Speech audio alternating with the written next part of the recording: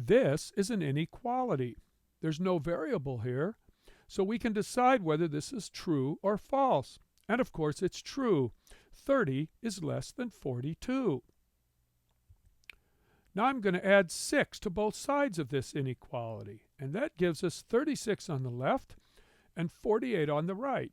It's two new numbers, but the number on the left is still less than the number on the right.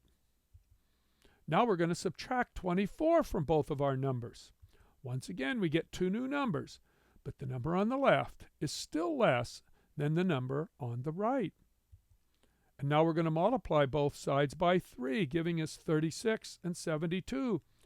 36 is less than 72. And finally, we'll divide both numbers by 2, giving us 18 and 36, and 18 is less than 36. So far, the rules for inequality seem to be much like equations. Whatever you do to the left side, it's okay, as long as you do the same thing to the right side. Well, let's look at it again, only now let's add, subtract, multiply, and divide by negative numbers. We'll start by adding negative 6. 24 is less than 36. No problem there. Let's subtract negative 24. Well, that's always a little cumbersome. Subtracting a negative is like adding a positive. We get 48 and 60, but the number on the left, the 48, is still less than the number on the right, 60. But now we multiply both sides by negative 3, and we get negative 144 on the left, negative 180 on the right, and we notice that negative 144 is greater than negative 180. So we noticed that we've reversed the sense of the inequality when we multiplied both sides by the negative 3. Now let's take the numbers we have and divide by a negative, in this case negative 2. And we get 72 on the left and 90 on the right. So we're back to the left side is less than the right side. And once again, we've reversed the sense of the inequality, this time when we divided both numbers by negative 2. That brings us to several properties. They're very similar to the properties of equality, but there's a couple of changes that I'll point out.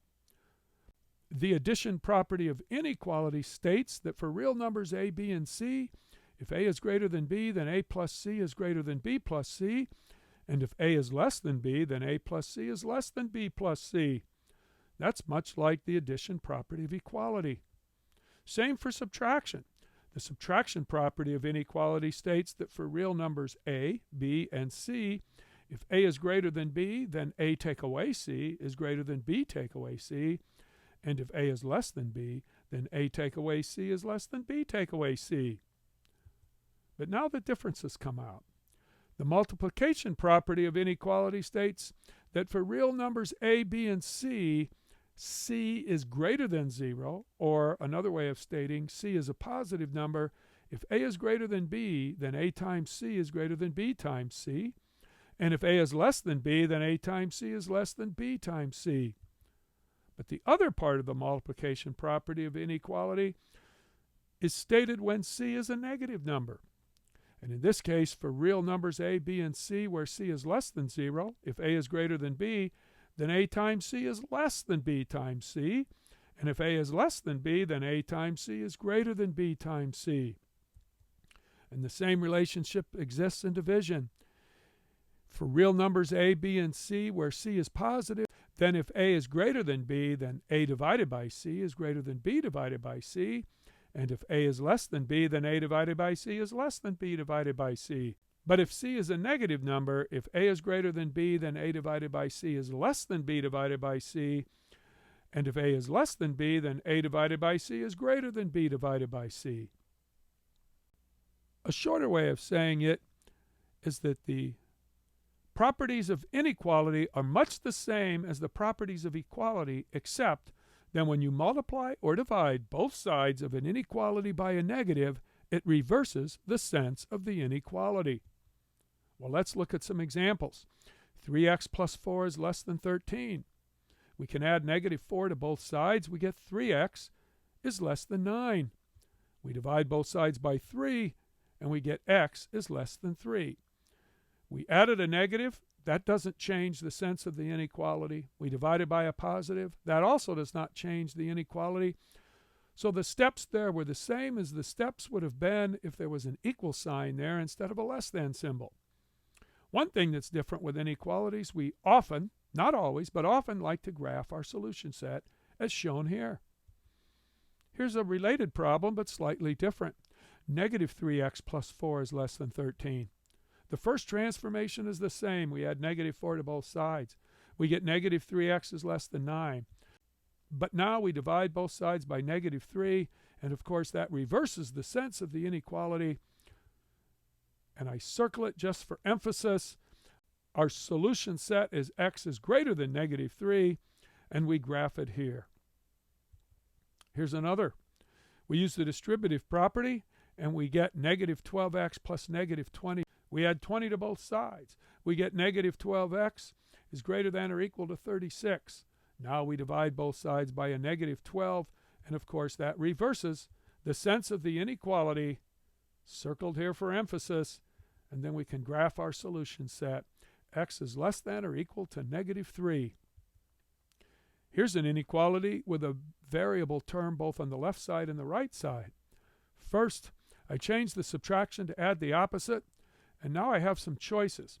But since I don't like to keep track of the reversing the sense of the inequality, I'm going to make a choice so that the coefficient of the variable term is positive. I add 7n to both sides.